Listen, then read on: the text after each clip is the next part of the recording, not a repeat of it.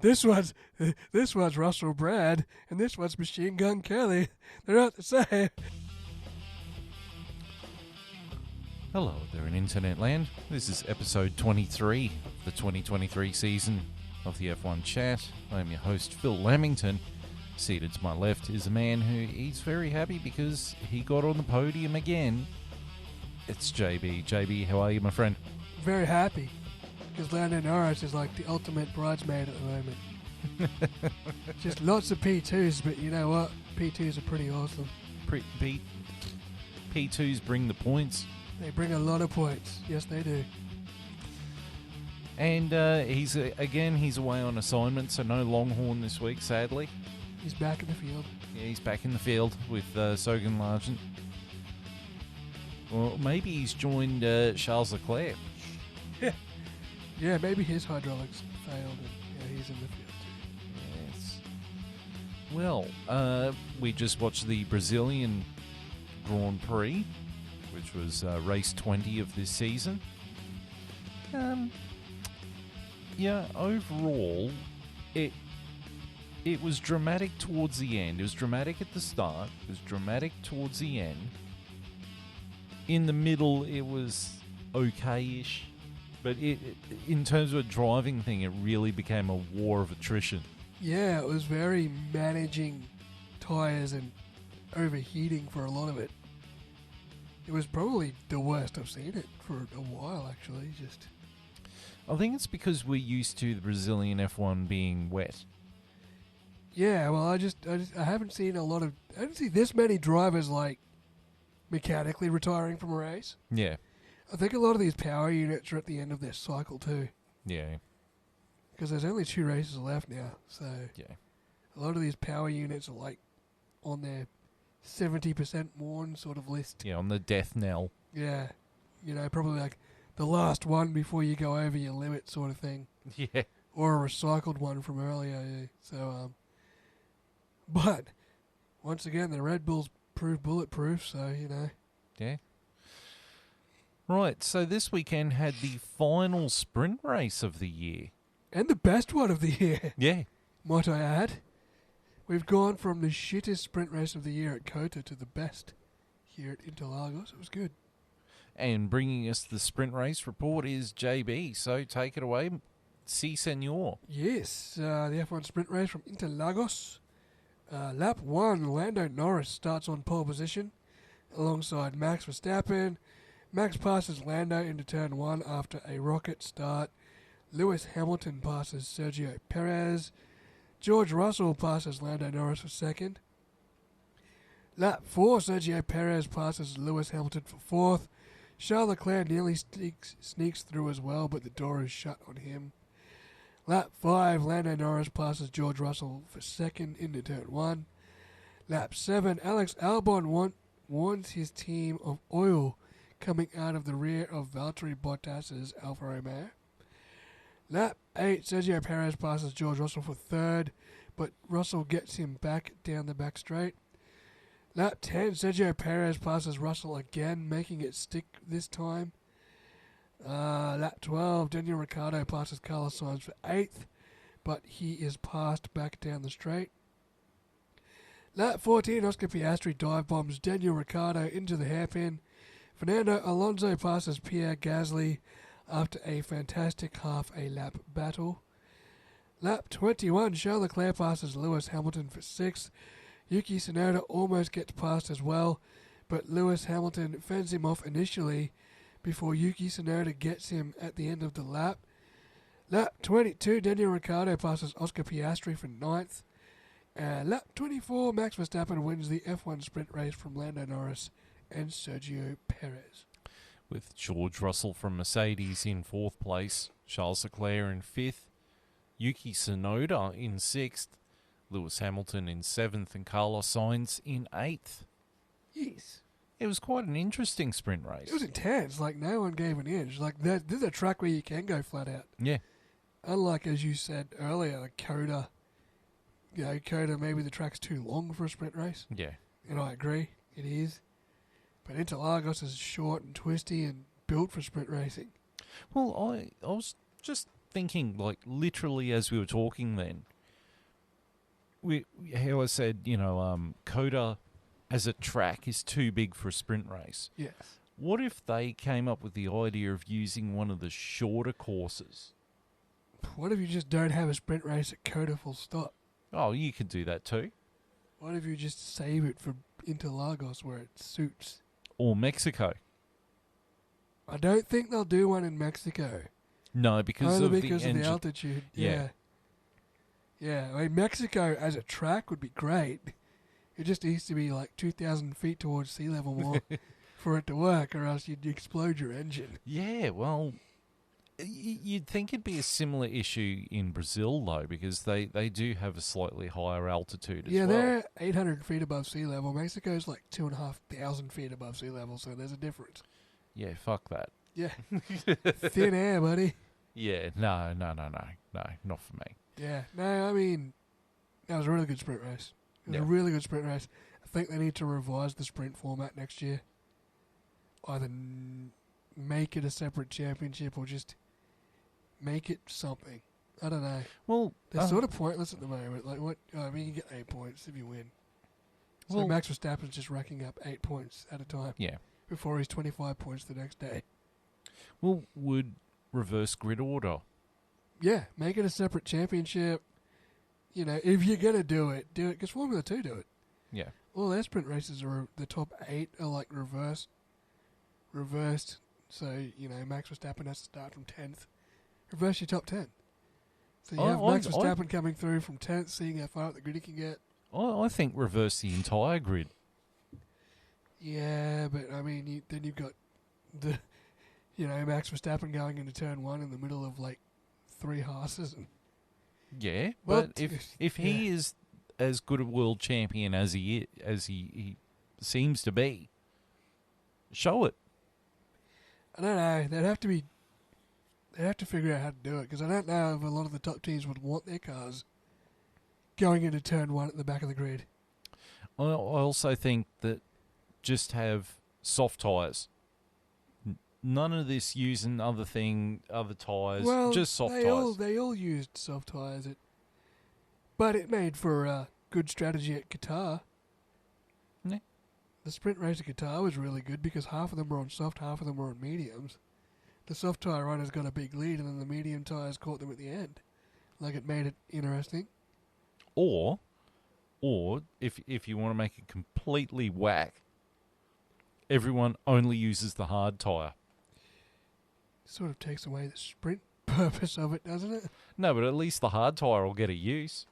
Yeah, the hard tyre didn't even get seen in Interlagos Yeah. outside of practice. Yeah. Look, the sprint race, it was an exciting idea, but I think it... They need to reformat it or get rid of it. Yeah, It just doesn't work in its current guise. No, it's just whoever's winning the championship just gets more points. It's just Max Verstappen doing a opening stint run for the next day. Yeah. Just like, all right, well, we'll run 22 laps. And I don't even think he got 22 laps from the Grand Prix. No. So, but yeah, it's just something needs to change with the sprint format. I don't have an answer, but maybe they will. Again, I was just thinking quite literally just then, like, we've got qualifying Yeah. and how it's Q1, Q2, Q3. Maybe instead of a sprint race, they do like an old school style of qualifying, how they used to do it 20 odd years ago, where it was you get X amount of laps to set your qualifying. There's none of this time frame stuff. Like, I mean, you've got an hour, but in that hour, you're allowed 10 laps to set your fastest time on the grid. You know what I'd really love to see? V8 Supercar style. Top 10 shootout. You get you get a warm-up lap, a flying lap, and an in lap. That's it. You get one lap, Yeah. one shot qualifying. You get Yeah. to see Max Verstappen on one. If you fuck your lap up, you're starting. Yeah. That'd be sick. Yeah, I mean, That'd be it's something sick. different. Maybe, and if weather's going to play a part, if you run first and then the rain's coming, Maybe they can do what they do in World Rally Championship, where the championship leader gets to pick where he wants to go out. You know, what order he wants to run in, and they draw it. You know, the pole sitter gets to pick where he wants to go, and then second gets to pick, and then all the way down the grid till, you know, the last place person gets to go first because no one wants to be first on the track. But then with this race, you had normal qualifying Yeah. that was stopped because of torrential rain. And also Ocon and Fernando smashed each other in the sprint shootout as well. Yeah. That was torrential rain. Holy shit. Yeah, because if you watch like the highlights, you can see a couple of clouds in the background during Q1. And there's a couple more clouds during Q2. And then they've got this one shot about 2 minutes into Q3 where it's following a car that's going down the main straight. And you can see in the background, it is so black. It's not funny. It was so dark that like the light, the Pirelli sign in the pit lane was like glowing. Yeah. Like all the lights were on, and then Fernando got the radio like, it's nighttime out here. Yeah. And then the roof blew off the grandstand in turn one. It had like a tarpaulin roof, and it just ripped off. It was typical Brazil weather. And then you get to Grand Prix day, and it's bone dry. Yeah, Not bone a dry. not a drop of rain for the sprint or the Grand Prix. Well, speaking of the Grand Prix, we're going to go into the F1 report now with JB again. Yeah, well, no one else is here to do it. Yeah, well, it's not my job. I know. I'm the host. It's not Loghorn's job either, to be fair, but still. he better be ready for Abu Dhabi. Yeah, the F2's back, buddy. The F2. 2023 Rolex Brazilian Grand Prix. Because I like watches. Lap 1, Max Verstappen starts on pole position alongside Charles Leclerc. Charles Leclerc goes off on the formation lap, the hydraulics failing in his Ferrari, and he is out of the race before it even starts. Max Verstappen leads the race into turn 1. Lando Norris launches past Fernando Alonso and gets up into second place. Further back, Alex Albon and Nico Hulkenberg make contact, Albon then spearing across the track and hitting Kevin Magnussen, both cars spearing into the barriers and out of the race.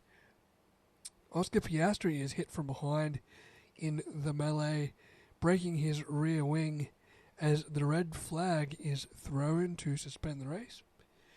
Lap 4, Max Verstappen leads off the restart, followed by Lando Norris. Fernando Alonso dives under Lewis Hamilton for third. Lap 15, Sergio Perez passes George Russell for fifth after a good scrap down the back straight. Lap 18, Sergio Perez passes Lewis Hamilton for fourth. Lap 19, Lewis Hamilton pits for medium tyres.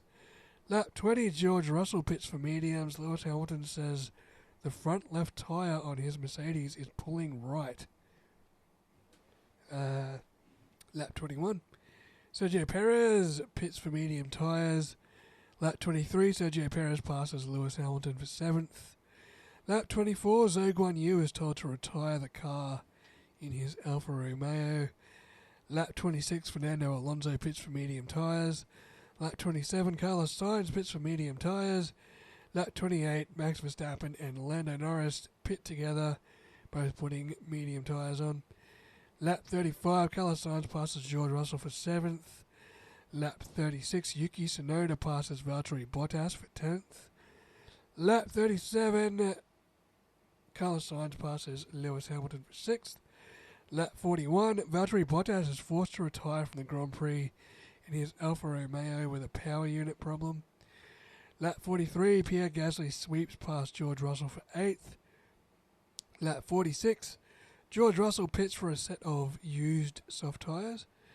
Lap 47, Sergio Perez pits, as does Lewis Hamilton, both for a set of scrubbed tyres. Lap 51, Pierre Gasly passes Lewis Hamilton for 8th. Lap 52, Carlos Sainz pits for softs.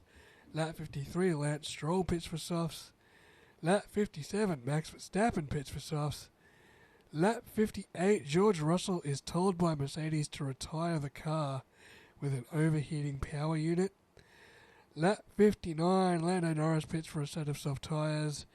Lap 69, Carlos Sainz tells Ferrari he is having downshift issues and possible gearbox problems. Lap 70, Sergio Perez dive bombs Fernando Alonso for third. Lap 71, Max Verstappen wins the Brazilian Grand Prix from Lando Norris and Fernando Alonso, who just manages to hold off Sergio Perez on the finish line. Lando Norris gets fastest lap and driver of the day. Sergio Perez finished fourth for Red Bull Racing. Lance Stroll finished fifth for Aston Martin. That was a good day for the Astons. Carlos Sainz finished sixth for Ferrari. Seventh was Pierre Gasly in the Alpine. Eighth was Lewis Hamilton in the Mercedes. Ninth was Yuki Tsunoda in the AlphaTauri. And rounding out the top 10 was Esteban Ocon in the other Alpine. So like I said earlier, the race was... It started off action-packed. It did have a little bit of a lull in the middle. Yes. Then it got action-packed right at the end with that battle between Alonso and Perez. There was a lot of tyre management and heat management. And yeah, because it was hot at Sao Paulo for once. I guess that's what happens when it doesn't rain. Yeah.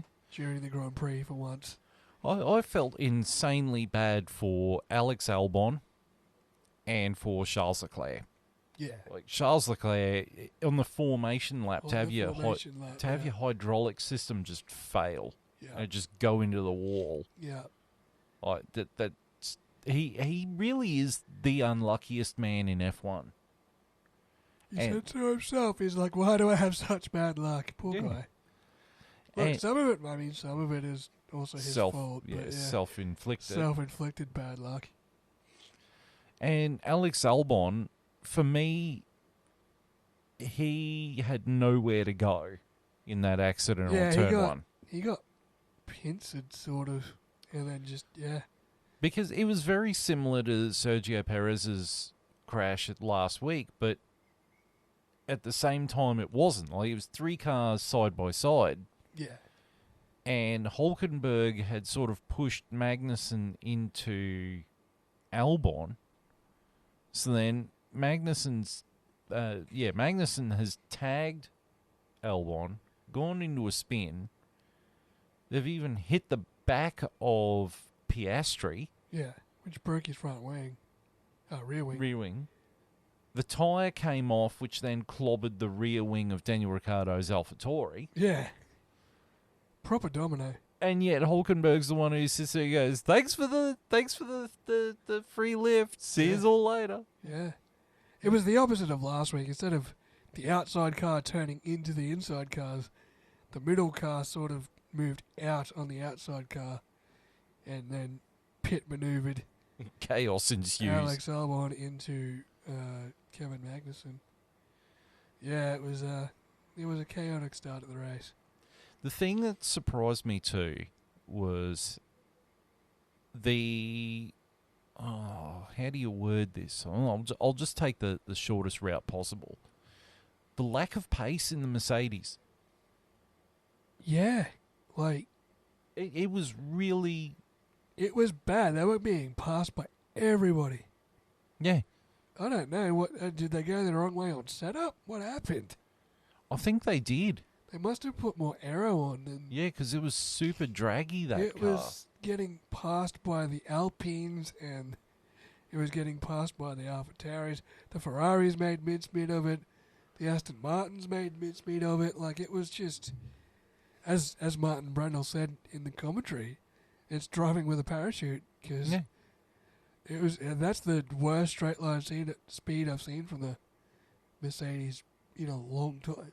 And the worst thing about it was that you had two other Mercedes teams, McLaren and Aston Martin, were just eclipsing them. Yeah, way off in the distance, 20 seconds ahead of Hamilton by the end, both of them. Yeah.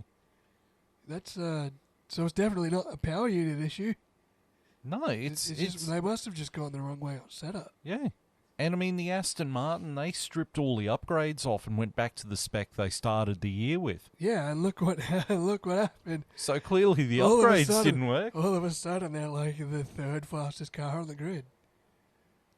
So yeah, I think the the boffins at Aston Martin have got some serious thinking about. Might need to just rejigger what you were doing. Yeah. I'd say Aston Martin are the complete polar opposite of McLaren, because McLaren at the start of the year had the Royal Dog Box. Yeah. And then put some upgrades on it, and look at it now. Aston Martin were zooming. They were the Mazda of this thing. They were all zoom. Yeah. And then they put upgrades on it and went backwards. Yeah. So it's... Well, it's interesting now. You've got the Aston Martin from the start of the year versus the McLaren at the end of the year. And there's 2 races to go to settle 4th place in the Constructors. Yeah. And I mean, I think Sainz probably would have done a little bit better, but then he was having issues with his gearbox towards the end. Yeah. You know, you had both Alfa Romeos have to retire due to hydraulic or engine issues. It really was just a war of attrition. And Piastri's race never really got started, but Him and Ricciardo. I could imagine him probably somewhere between Hamilton and Gasly by the end of the race. Yeah, and I mean, Ricciardo was sitting there swearing his face off post-race, saying it was bullshit, the rule's bullshit. What rule is that, the pit lane start? No. So the FIA, so they did their lap and came into the pits at the end of the lap. And then they sent the remainder of the cars around for another lap behind the safety car. Yeah. And they had to go through the pit lane because of all the debris. And then they red flagged the race. So they had deemed that the drivers had done 3 laps. And that Piastri and Ricciardo had only done 2 laps. So they're automatically lapped. Yeah, they're automatically lapped. Does that not renege after on the restart? No. Really? Yeah. That is a shit rule. So then you get the interesting problem of every car that they unlap themselves on, as soon as they unlap themselves, they get a blue flag waved. Yeah, as soon as they pass a car, they have to let that car back past. Yeah. That's sort of, yeah. That's And there was no counterproductive. safety car to save them either. No. Like, the only incident in that race was the start.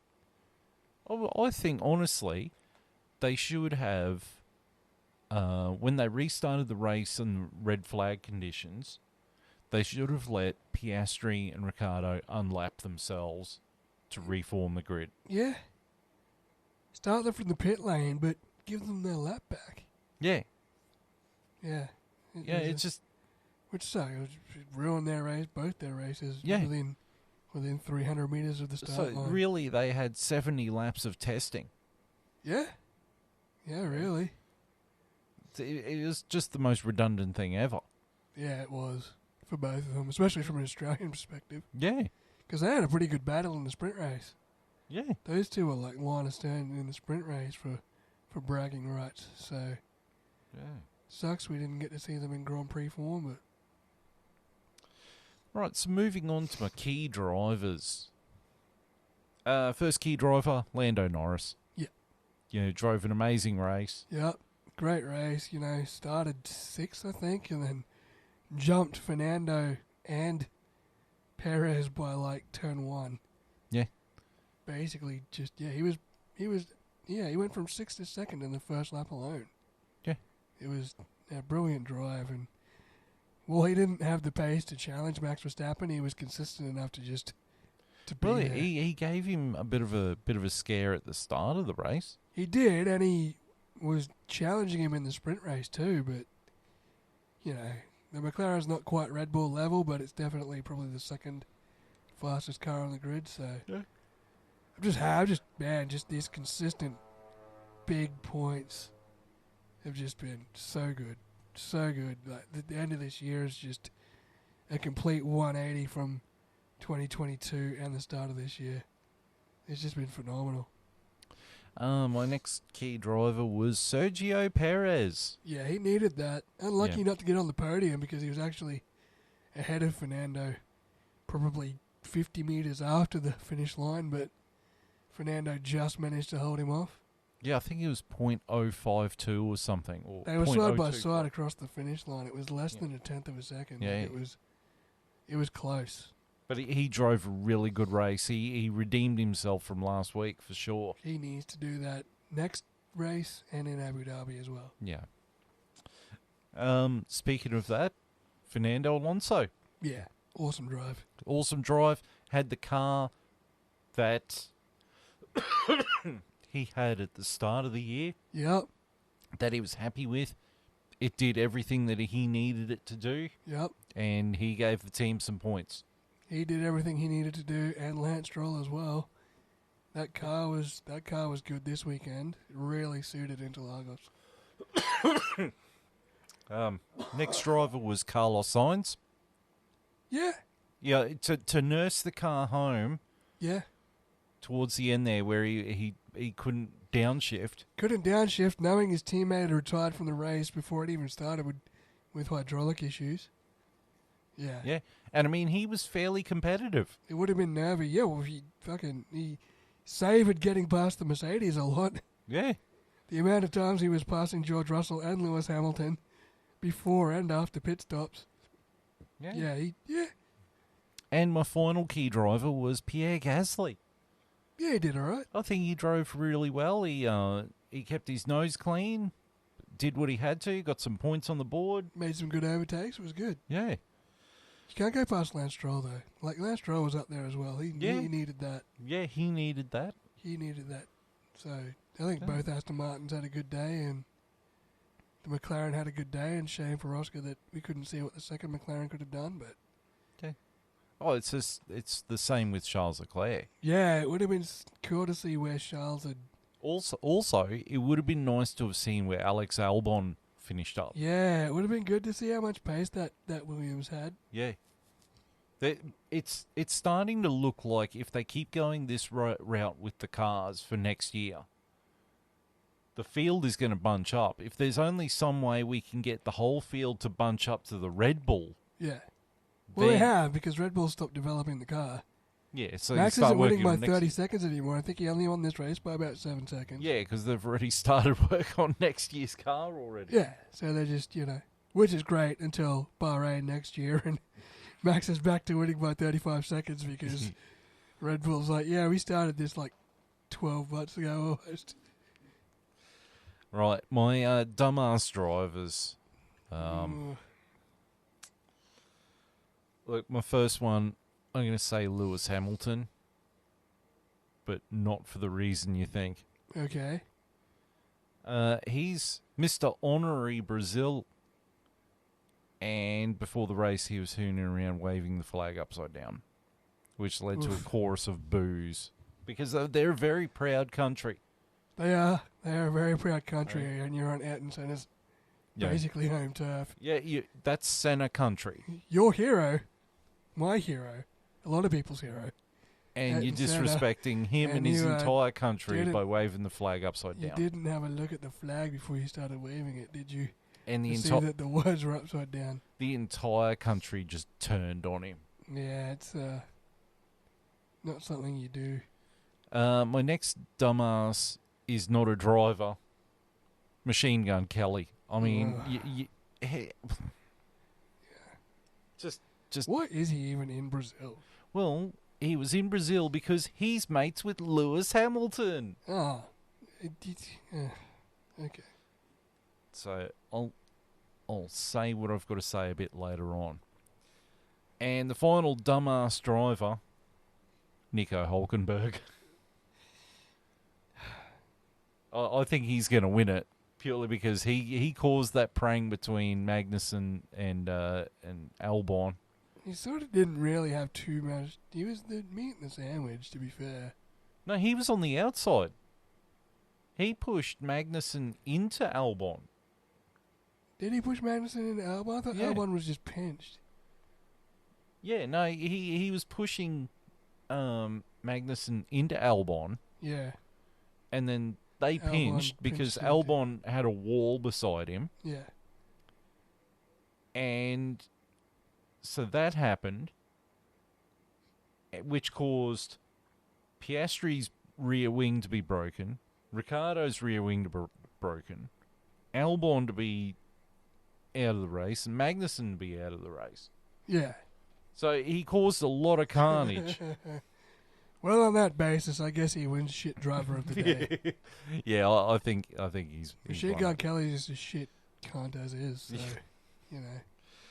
Right. He's not surprising anybody. So we're going to move on to the news. There ain't much. But Sao Paulo Grand Prix is extended to 2030. You know what made me mad about that announcement? What? Sao Paulo extends to 2030, but they only got Belgium as far as 2025. Yeah. Come on, man. If the Brazilian government can lock this in for 7 years, surely the Belgian government can poke it in the arse and just put an infinite contract out there. Yeah, and yeah, well, I mean, we can sign what is it, Abu Dhabi Yes. to 2035 or something ridiculous like that. It was a massive contract, and yet we can only get Belgium until 2025. Yeah. And we don't even have a German F1 anymore. Yeah. Like I think we only need one American race.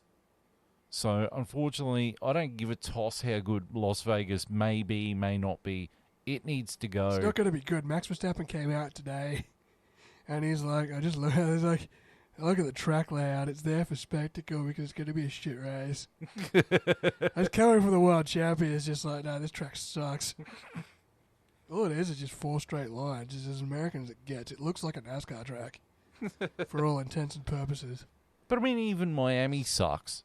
Yes, Miami's a shit track too. It is a shit track. Yeah, that's what happens when you give Herman Tilke a car park. Yeah, make it as technical as possible. Okay. Yeah. Make it as Phoenix as possible. Yeah. That's a blast from the past I don't need back. Oh, yeah. The good thing about Interlagos extending, though, because there was that rumour for ages that they were going to have a Sao Paulo street race, and it never came to fruition. No. I'm And sorry. I'm sort of glad that we're not adding another street race to the calendar. No, and That was the same in Qatar as well. The LaSalle circuit. They were apparently supposed to be doing a street race in LaSalle instead, and I don't think that's been dropped. So it's good, you know. We don't need street races. no, and I mean, we can't have organic tracks. oh, look, Interlagos is Senna country. Yeah, That is Senna country. They're not leaving there for a while. That to me is up there with your Monza, your Spa, Yeah, your Hockenheim. it's historic. It's sacred holy ground. It is. It is. You know? Imola, sacred ground. Yeah. You don't mess with it. Yeah, even Suzuka, sacred ground. Yeah, there's just those traditional placeholder tracks that you can't replace. It's the equivalent of going to a cemetery and half of it is consecrated and half of it isn't. The consecrated stuff, that's the good stuff. Yeah, The unconsecrated stuff, it's not no, good stuff. no, it not good. It no good no more. As we touched on before, Lewis Hamilton. Oh no, wrong picture. Machine Gun Kelly. That's not Machine Gun Kelly. No, it's Ric Flair. Yeah, they look the same, but sort of. yeah, because I think Machine Gun Kelly is an absolute wank. Well, yeah, that's not news to anyone. No, but I mean, how he treated Martin. Martin Brundle was an absolute disgrace. You know, it's people like him. I don't want these people on the grid. No, I don't. Like, how come Americans have such trouble understanding the British accent? I don't know. It's just the amount of times he's just like, I don't know what you're saying. I think he was doing that to be a knob. I think he was too. Like, fucking surely, in your line of work as an entertainer, I use that term loosely. You've been around British people, British artists, British something. Like, you can't just be, I don't know what you're saying. Like, I mean, fucking use your ears. He's mates with Lewis Hamilton. In the interview, he name dropped, I was in the studio last week, and in the next studio beside me was Lewis Hamilton. So you know what the British accent sounds like. So you're just being a knob. You're just being a knob. Yes, I don't know what you're saying. Do you want to play air guitar with me? Is that no. Look, We've had this problem a million fucking times with Megan Thee Stallion. And why is it always the American ones that are just dickheads? because that's their God-given right. Is they're Americans, they have to be a So dickhead. they're just fucking, I don't know, I'm only here for the gram, bro. Yeah, At least admit it. Lewis Hamilton got me here. And then Ted Kravitz is like, the tall man in the yellow jacket is leaving the track halfway through the race. So we know you're there because you don't care about Formula One. But, you know, to leave halfway through the race just proves the point. It's almost like it is that he's there because Lewis Hamilton gets told by, I don't know, Formula One management, by Liberty Media. Yeah, bring an American. Bring your mate. American friends to the track because then it gives us more glamour. Sorry, but Bring them to the track so they can shit talk Martin Brundle. I'd rather be more interested if Michael Fassbender was there because at least he has something to do with the sport. You know, he's been on the grid before and Martin Brundle's interviewed him and he was just like, I love Formula One. Yeah. You know, Michael Schumacher was my favourite driver, you know. And he looks like Michael Schumacher, for God's sake. Yeah. You know, if they ever did a Rush 2 where it was Schumacher versus Hill or, you know, or about Schumacher, there's your Schumacher right there. But, you know, I just, it doesn't have time for these poses like Machine Gun Kelly. P.S. I've played Machine Gun Kelly's Schecter guitar. It's a shitbox. It That's is true. absolute crap. It's a pink Telecaster. Also, Eminem like buried his rap career, so you know that was fun. Yeah. He's with Katy Perry, who's as hollow as it fucking gets. So you know that just tells you all it needs to know. That's his Jeez. girlfriend. Geez, she stepped down from Russell Brand, hasn't she? Maybe more of a sideways shuffle. I don't think it's much of an improvement now that Russell Brand's got all those rape allegations against him. You know that clip of Ice, Vanilla Ice, when Queen sued him for plagiarism, and he's sitting there trying to justify it. He's like, "Oh, their one goes like this, Yeah. and our one goes like this. It's not the same. That's her choice in men." Yeah. This one's Russell Brand, and this one's Machine Gun Kelly. They're not the same. It's like, It's not the same. It's not the same. just It is the fucking same. dated egocentric fucking weirdos. Ugh. Ugh. Yeah, no. Enough. And then we get to Lewis Hamilton, who's my next news item, because the entire country of Brazil has turned on him. Have yet to see a photo of him with the Brazilian flag upside down. I don't think anyone's game enough to put it up. Yeah. But I'm going to say something a little bit controversial here. When it comes to all this hullabaloo of people like Machine Gun Kelly and just the overall fakeness of Lewis Hamilton, like very rarely does he actually come across as genuine. You know, when he gets on the radio after he's won, he's like, "Oh, I want to thank all the boys back at the factory After and he's these won, amazing it's been a fans." while. Yeah, it's been a while. What did he used to say? Thank all the guys back at the factory and these amazing fans. Yeah. You know the fake thing. That's just reading off the script, mate. Yeah. Cheap pop. I really cannot wait for the day where Lewis Hamilton and all his fuckhead friends like Machine Gun Kelly and Megan Thee Stallion and all these fuckheads, they all just fuck right off. And then my F1, I can have Eddie Jordan on the grid. I can have Ralph Schumacher on the grid. I can have Mick Schumacher on the grid. All of the problem people on the grid are Lewis Hamilton's friends, Yes. and like no one else. Yeah.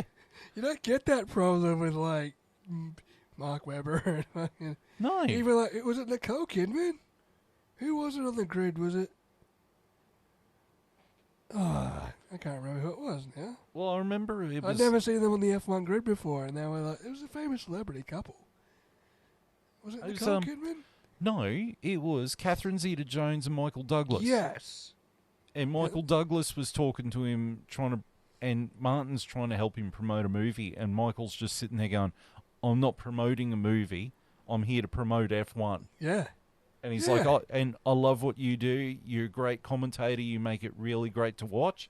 And then Catherine Zeta-Jones comes in, and she's like, I've been watching you since I was a kid. Like, you are the best commentator. I absolutely love you, and I love what you do for the sport. That's what you want on the That's grid. what you want.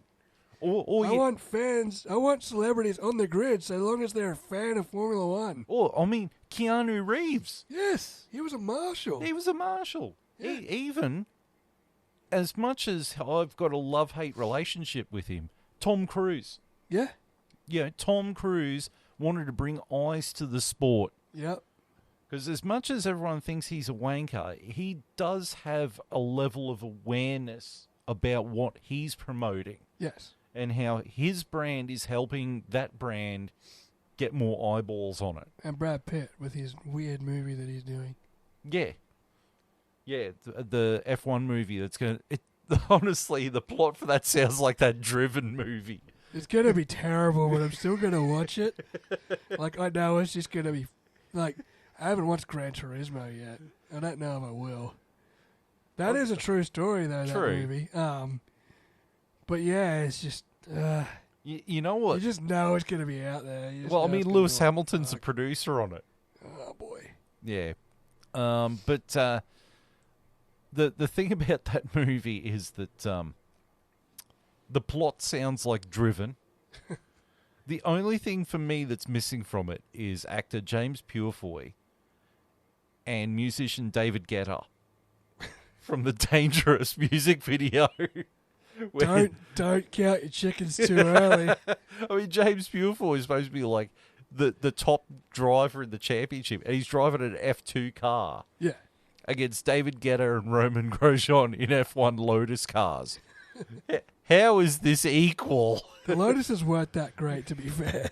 This was Maybe when maybe not as no, maybe this not was as this bad was as F2. this was when it was Grosjean and Kimi Räikkönen, and they were doing Oh, so really it was well in the decent. championship. Yeah, the decent Yeah. Lotuses. yeah, What was that? 2013.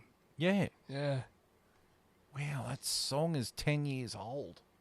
I do remember that film clip though. It was actually pretty decent. Yeah. Maybe David Guetta could make a cameo as a race driver in Brad Well, Pitt's movie. Here's a bit of trivia for you, because I was watching the movie last night. James Purefoy, who played the rival driver, some people might know him as the Dark Prince from A Knight's Tale. Ooh, yeah. Yeah. Yes, I'm clicking now. Yeah. The and- bad guy. No, he wasn't the bad guy. He was the guy who saved Heath Ledger's character from the stocks. It's been fucking ages. since I watched that Or movie. have you seen the first Resident Evil movie with Mila Jovovich?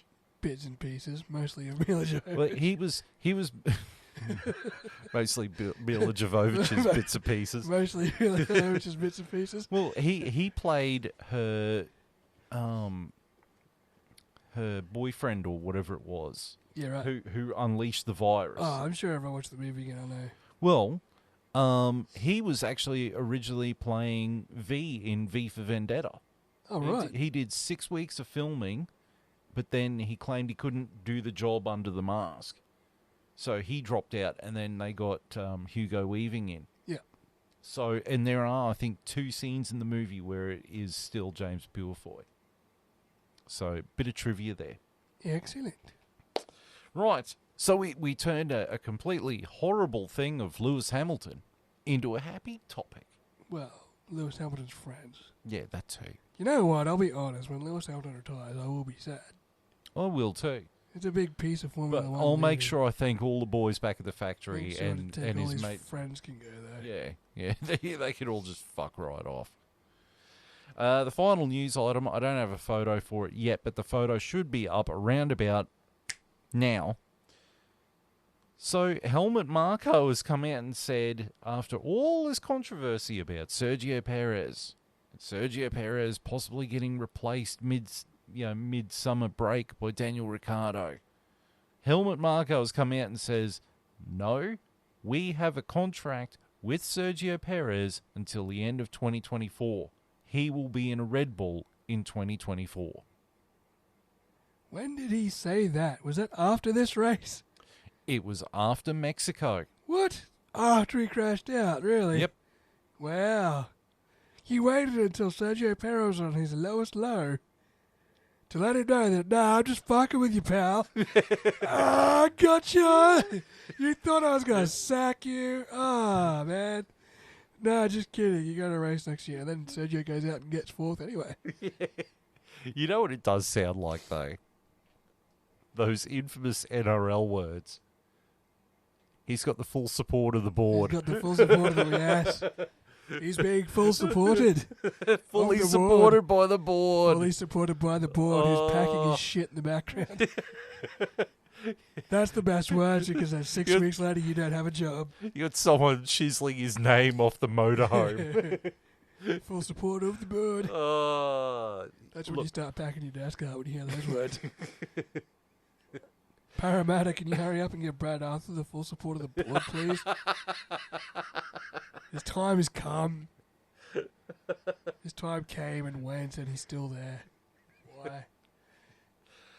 So yeah, he's got he's got a contract with Red Bull until the end of next year, and he will be driving a Red Bull until the end of next year.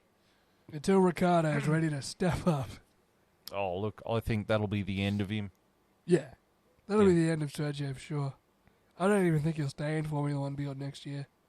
I think his only sort of out is if... because there are rumours going around that Carlos Sainz is going to leave Ferrari to go to Audi. I did hear those rumours too, yes. But some people... Seidel wants him. Some people, like that Aldas guy that I love to shit on, he put up a video some months ago saying that Charles Leclerc would probably do better if he got out of Ferrari. I think if either one of those two guys left Ferrari, they'd do all right grabbing Sergio Perez. Yeah, they would. You know, maybe... But, I mean, it's you're taking him out of one hot pan and putting him in another hot pan. Yeah, the pressure's the same. It's probably even more at Ferrari. Yeah, well, it is. You know, you've got the Italian press just breathing down your neck. Italian press will just rag on everything you do. I think the only press that's worse than the Italian press are the British press. Yeah. Okay. So, but, you know... If it happens, it happens.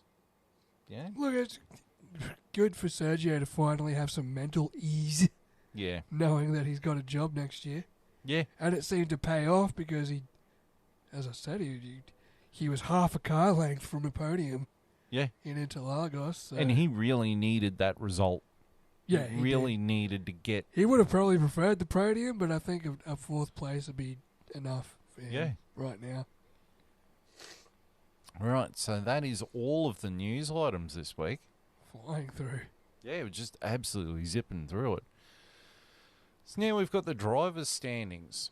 So Max Verstappen has won the championship. I don't even know why I keep saying he's winning the championship. He is winning the championship. He's got gold numbers, baby. So he's got 524 points. Sergio Perez is in second with 258 points. Lewis Hamilton is in third with 226 points. Fernando Alonso is in fourth with 198 points. Lando Norris is in fifth with 195. I reckon he's going to get Alonso. It's going to be close. I reckon he will. Carlos Sainz is sixth with 192 points. He's in with a shot as well. Yep. Charles Leclerc is seventh. Yeah, seventh with 170 points. George Russell is 8th with 156 points. Oscar Piastri is in 9th with 87 points. And he's back in the top 10. Lance Stroll with 63 points. Captain Eyebrows is back. He's back in the game, baby. He had a very good weekend, to be fair. He did. It was a weekend he needed as well. Yeah, well, look, we were saying You know, you're going to go pick a tennis racket up next year, and now he's like, no, I'm not. Well, there are rumours that Lance Stroll is, at the end of next year, he's going to move from F1 to endurance I could he go all right in endurance racing. and be driving the Aston Martin Valkyrie. That'd be pretty cool, though, to be fair. So, you know, Yeah, it's something. he can drive, sort of. Yeah, he goes He'll never all right. be a Formula One world champion, but No. he can drive. No, I don't think those eyebrows can quite carry the weight of the World Championship trophy. But That's like Pastor Maldonado. He was terrible in a Formula One car, but I'm pretty sure he's won Le Mans now. the same as Antonio Giovinazzi. He won Le Mans this year. Yeah, in a In the Ferrari. Ferrari. I watched that race. Yeah. I watched 17 of the 24 hours of Le Mans. That's like 3 Bathursts. It was a hell of an effort. So you need to watch it one person watches it, 2 people sleep. Yeah, no, it was a hell of an effort. I started watching it midnight on Saturday Well, when it started. And I went to bed for I think I went to bed for 4 hours. I woke up and I watched it all the way through till midnight Sunday. okay, if you think that's crazy, there is a YouTuber called Super GT. That's where like Barry Enchilada's nickname of Barry R Barry came from Super GT. Super GT for charity did one race on Gran Turismo 7 for 24 hours himself. He paused it and got like a couple of hours sleep because it was against AI. He'd pause it for a couple of hours, get some sleep, come back, restart his live stream, keep going with the race. But it came to 24 hours. Far out. That's dedication. That is dedication. So he doesn't know us, doesn't know anything, but shout out to Super GT because that was a... I know a lot of those guys do like 24-hour races, but like in proper tandem. Yeah, no, it was I him don't by think I himself. Yeah, that'd be hard. Yeah. Racing games especially are hard, like trying to stay focused. And like you could see on the stream, like he was dozing off at various points. Yeah. So he'd just say, look, guys, I'm going to pull up the stream. I'm going to pause the game, go have some sleep, go and get something to eat, go make a toilet break, and then come back and keep going. Yeah. Yeah. Racing games especially, that's hard to do for 24 hours. And he raised a fair chunk of money as well, which went to a charity, I think. Because he's part Filipino, I think, or something. Even though he honestly looks like Alex Albon's brother. Oh, He even dyed his hair the same color as Alex Albon. You could barely tell the difference between the pair of them. That's And I pretty think cool. he actually met Alex Albon. It was like, it's looking into a mirror here. That's incredible. So, Kudos to him, man. Yeah. I've got... back when we were doing our old F1 Grand Prix, and we'd be like, shit, I'm getting like tired. yeah. We'd be like, how long have I got? 20 laps. Yeah, and it Just was trying to stay focused, trying to hit your braking points. it was ones like Spa. Yeah. Spa And was it's like, and especially it's starting draining. to rain. Or Australia. Australia Oh. always felt like it was a slog. There's a Yeah. few races that felt like a slog. Or Baku. Baku was always a slog. Whereas Monaco was never a slog because we just crashed out and just like, fuck it. It's like, how far into the race can we get? I think my record was like 12 laps. Yeah, no, I made it 4. Yeah. I was just like, nah. It's not a fun track. 4 laps, 4 front wings, no more. It's good if you can find a rhythm, but at full Grand Prix distance, I just can't find a rhythm. I think I No. did finish at Monaco in career mode on 50%, Yeah, no. but even that was a struggle. Yeah. Right, so the team standings. So Red Bull Racing has won the constructors as well, but they've got 782 points. Mercedes is second with 382 points.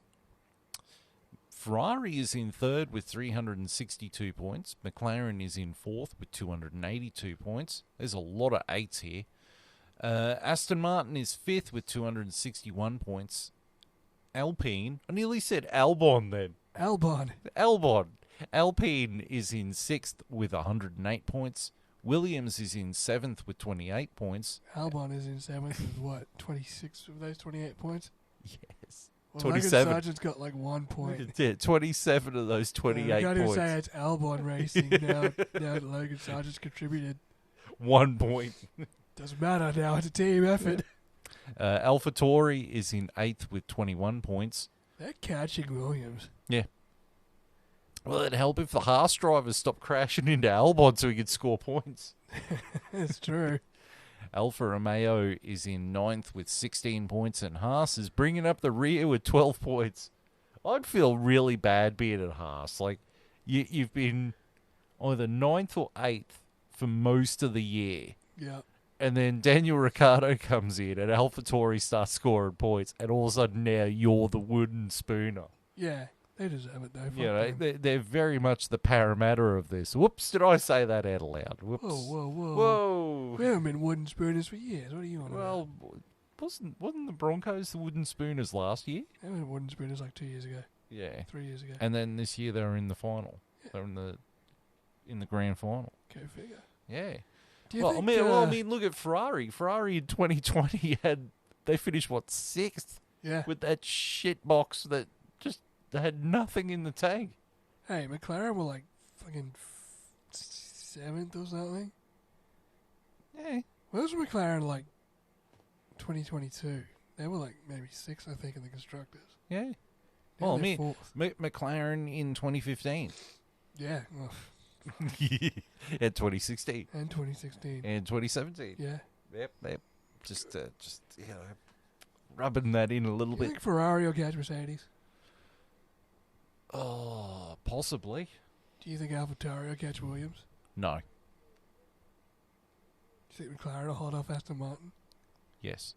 Yeah, me too. Yeah. And you know what? Right? I'm stretching myself here with this one. This is a big stretch. All right? You ready for this? I think Red Bull's going to win the Constructors. Oof, that's a big call, man. That's a stretch. Yeah. You know, Do you think Lennon Norris will win a race this year? no. You reckon Max will just win the last two? Yeah. Yeah. Outside of, like, here's mechanical a failure. question. Do you think Lewis Hamilton will win a race this year? I always think George Russell has a better chance of winning a race than Lewis. I'm not going to rule him out, but it would require Max Verstappen to have engine failure, and it would also require the McLarens to be behind him. And a bomb threat. Yeah, I don't think Lewis is going to win a race this No. year. Lando's definitely the closest outside of Max. That'll mean that'll be 2 years in a row Lewis Hamilton has not won a race. Yeah. The duck broke, and now it's like not coming back. Yeah. His streak of, what was it, 10, 15 years, he'd won at least a race. Yeah. Yeah. Finally Yeah. broke. Yeah. He was silenced. He was gagged. His bottle is gagged. His bottle is gigged. Right. So then we move on to the social medias. Yeah. So you can watch this video on YouTube, care of Vindicator 18 channel on the F1 chat. We've also got our own dedicated channel, the F1 chat 1. Don't forget the 1. You can talk to us on Facebook on the F1 chat. You can. You can talk to us on X, Yes. the F1 chat 1. Don't forget the one. Don't forget the 1. You can watch this video on Rumble, Yes. the F1 chat, and we're on the Spotify where you can listen to the audio-only version. And that is the F1 chat. It is. Right. So, we get a 3-week break. That's good because we've just done 3 in a row. Yeah, I know.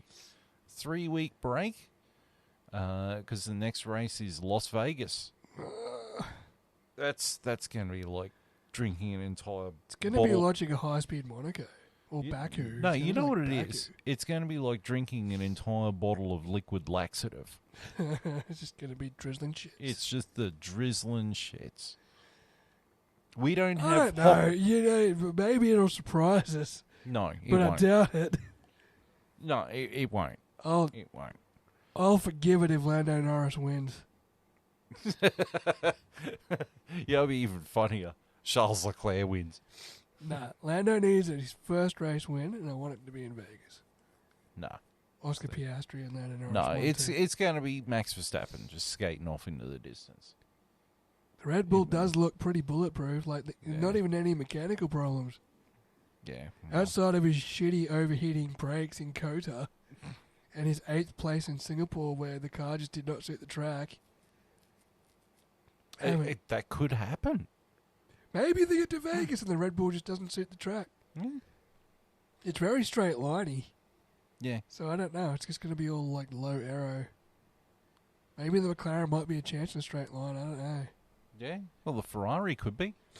Yeah, I don't know. Hopefully, Mercedes shows up and botches their setup again. Yeah. Goes the wrong direction again. Yeah, well, you never know.